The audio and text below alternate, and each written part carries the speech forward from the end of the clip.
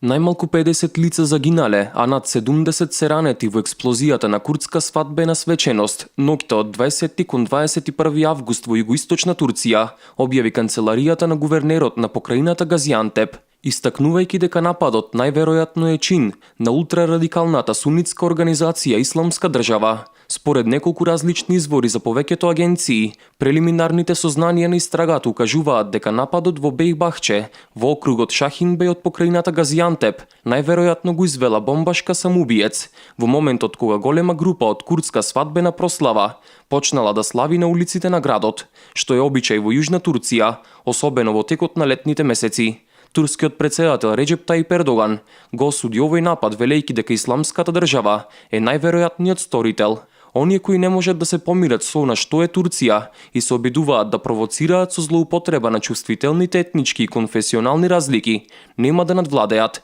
порача Ердоган. Ердоган рече дека целта на нападите како овој во Газиантеп е да се направи раздор меѓу различните етнички групи во Турција, како арапите, курдите и туркмените, и тој да се поттикнува по етничка и верска линија. Прокурдската Народна демократска партија, која се фокусира на статусот на курдите во турската држава, во соопштение изјави дека свадбата која беше цел на нападот била на еден од незините локални членови и дека меѓу жртвите има жени и деца. На нападот во Газиантеп му претходеше седмица на повторно разгорување на судирите во југоисточните и источните турски покрајини, во кои герилците на Работничката партија на Курдистан убија најмалку 12 лица во одделни напади, главно полицајци и војници.